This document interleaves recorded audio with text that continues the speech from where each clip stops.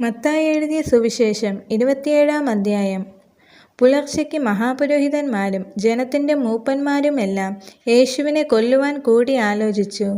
അവനെ ബന്ധിച്ചു കൊണ്ടുപോയി നാടുവാഴിയായ പീലാത്തോസിനെ ഏൽപ്പിച്ചു. അവനെ ശിക്ഷയ്ക്ക് വിധിച്ചു എന്ന് അവനെ കാണിച്ചു കൊടുത്ത യൂദാ കണ്ട് അനുതപിച്ചു. ആ 30 വെള്ളിക്കാശ് മഹാപുരോഹിതന്മാരുടെയും മൂപ്പന്മാരുടെയും അടുക്കൽ മടക്കി കൊണ്ടുവന്ന്, ഞാൻ കുറ്റമില്ലാത്ത രക്തത്തെ കാണിച്ചു കൊടുത്തതിനാൽ പാപം ചെയ്തു എന്ന് പറഞ്ഞു. അതിന് ഞങ്ങൾക്ക് എന്ത്? നീ തന്നെ നോക്കിക്കൊള്ളുക എന്ന് അവർ പറഞ്ഞു. അവൻ ആ വെള്ളിക്കാശ് മന്ദിരത്തിൽ എറിഞ്ഞിട്ട് ചെന്ന് കെട്ടിഞ്ഞാന്ന് ചത്തുകളഞ്ഞു.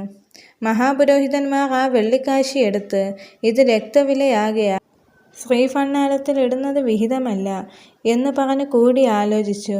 പരദേശികളെ കുഴിച്ചിടുവാൻ അതുകൊണ്ട് കുശവൻ്റെ നിലം വാങ്ങി. ആകയാൽ ആ നിലത്തിന് ഇന്നുവരെ രക്തനിലം എന്ന് പേർ പറയുന്നു.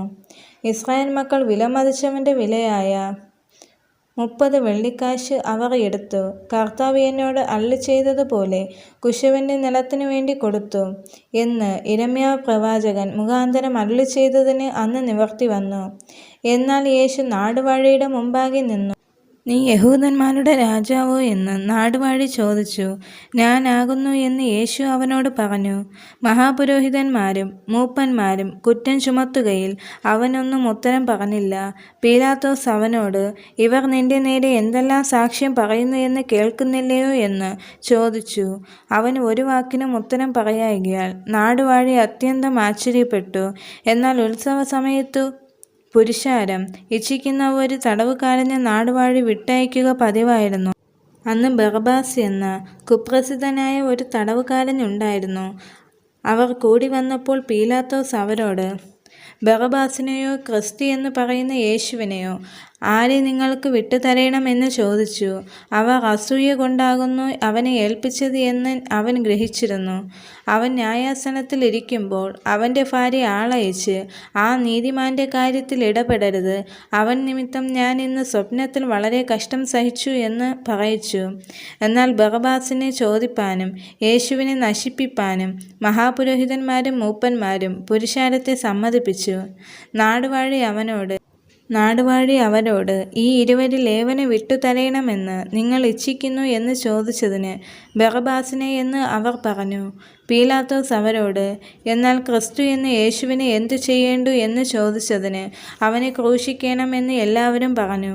അവൻ ചെയ്ത ദോഷമെന്ത് എന്ന് അവൻ ചോദിച്ചു. അവനെ ക്രൂശിക്കണമെന്ന് അവർ ഏറ്റവും നിലവിളിച്ചു പറഞ്ഞു.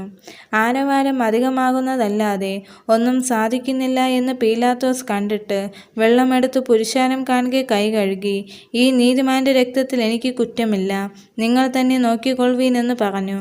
അവൻ്റെ രക്തം ഞങ്ങളുടെ മേലും ഞങ്ങളുടെ മക്കളുടെ മേലും വരട്ടെ എന്ന് ജനമൊക്കെയും ഉത്തരം പറഞ്ഞു. അങ്ങനെ അവൻ ബറബ്ബാസിനെ അവർക്ക് വിട്ടുകൊടുത്തു. യേശുവിനെ ചമ്മട്ടി കൊണ്ട് അടിപ്പിച്ചു ക്രൂശിക്കേണ്ടതിന് ഏൽപ്പിച്ചു. അനന്തരം നാടുവാഴിയുടെ പടയാളികൾ യേശുവിനെ ആ സ്ഥാനത്തിലേക്ക് കൊണ്ടുപോയി പട്ടാളത്തെയെല്ലാം അവൻ്റെ നേരെ വരുത്തി. അവൻ്റെ വസ്ത്രമഴിച്ചു ഒരു ചുവന്ന മേലങ്കി ധരിപ്പിച്ചു. മുള്ളുകൊണ്ട് ഒരു കിരീടം മെടഞ്ഞ് അവൻ്റെ തലയിൽ വച്ചു. വലങ്കൈയിൽ ഒരു കോലും കൊടുത്ത് അവൻ്റെ മുമ്പിൽ മുട്ടുകുത്തി, യഹൂദന്മാരുടെ രാജാവേ, ജയ ജയ എന്ന് പരിഹസിച്ചു പറഞ്ഞു. പിന്നെ അവൻ്റെ മേൽ തുപ്പി കോലെടുത്ത് അവൻ്റെ തലയിൽ അടിച്ചു.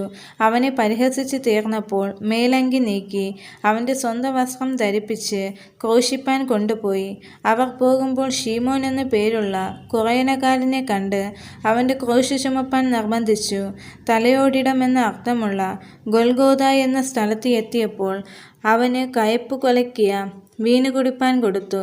അത് രുചി നോക്കിയേറി അവന് കുടിപ്പാൻ മനസ്സായില്ല. അവനെ ക്രൂശിൽ തറച്ച ശേഷം അവർ ചീട്ടിട്ട് അവൻ്റെ വസ്ത്രം പകുത്തെടുത്തു.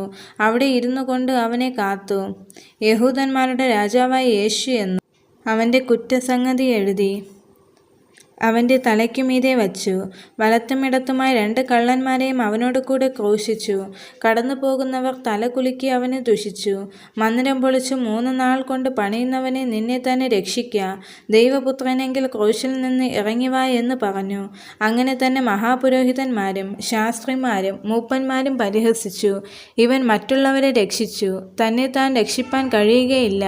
അവൻ ഇസ്രായേലിൻ്റെ രാജാവ് ആകുന്നു എങ്കിൽ ഇപ്പോൾ ക്രൂശിൽ നിന്ന് ഇറങ്ങി വരട്ടെ. വരട്ടെ, എന്നാൽ ഞങ്ങൾ അവനിൽ വിശ്വസിക്കും. അവൻ ദൈവത്തിൽ ആശ്രയിക്കുന്നു. അവന് ഇവനിൽ പ്രസാദമുണ്ടെങ്കിൽ ഇപ്പോൾ വിടുവിക്കട്ടെ. ഞാൻ ദൈവപുത്രൻ എന്ന് അവൻ പറഞ്ഞുവല്ലോ എന്ന് പറഞ്ഞു. അങ്ങനെ തന്നെ അവനോട് കൂടെ ക്രൂശിച്ചിരുന്ന കള്ളന്മാരും അവനെ നിന്ദിച്ചു. 6-ാം മണി നേരം മുതൽ 9-ാം മണി നേരം വരെ ദേശത്ത് എല്ലാം ഇരുട്ടുണ്ടായി. ഏകദേശം 9-ാം മണി നേരത്ത് യേശു ഏലി ഏലി ലമ്മ ശബക്താനി എന്ന് ഉറക്കെ നിലവിളിച്ചു.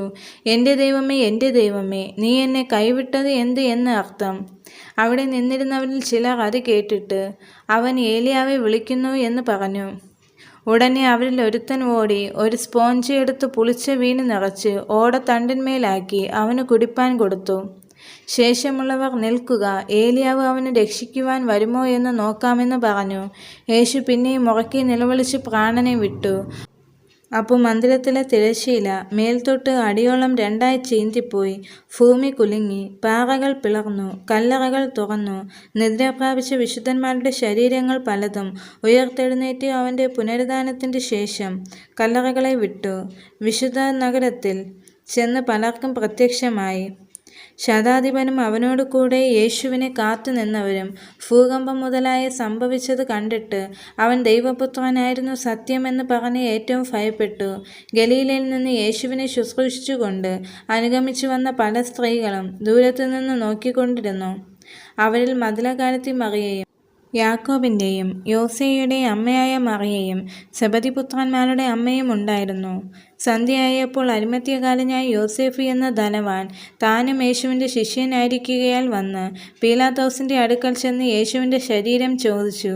പീലാത്തോസ് അത് ഏൽപ്പിച്ചു കൊടുക്കുവാൻ കൽപ്പിച്ചു. യോസേഫ് ശരീരം എടുത്ത് നിർമ്മല ശീലയിൽ പൊതിഞ്ഞു താൻ പാറയിൽ വെട്ടിച്ചിരുന്ന തൻ്റെ പുതിയ കല്ലറയിൽ വച്ച് കല്ലറയുടെ വാതിൽക്കൽ ഒരു വലിയ കല്ല് ഉരുട്ടി വച്ചിട്ട് പോയി.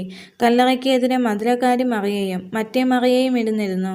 ഒരുക്കനാളിൻ്റെ പിറ്റേ ദിവസം മഹാപുരോഹിതന്മാരും പരീശന്മാരും പീലാത്തോസിൻ്റെ അടുക്കൽ ചെന്ന്, യജമാനനെ, ആ ചതിയൻ ജീവനോടിരിക്കുമ്പോൾ 3 നാൾ കഴിഞ്ഞിട്ട് ഞാൻ ഉയർത്തെഴുന്നേൽക്കുമെന്ന് പറഞ്ഞത് ഞങ്ങൾക്ക് ഓർമ്മ വന്നു.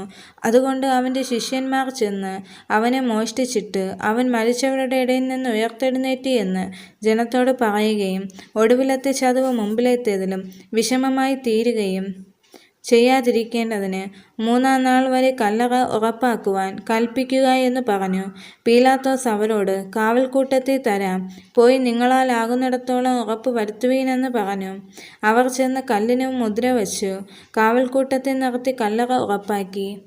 ഈ വചനങ്ങളാൽ ദൈവം എല്ലാവരെയും അനുഗ്രഹിക്കുമാറാകട്ടെ. ആമേൻ.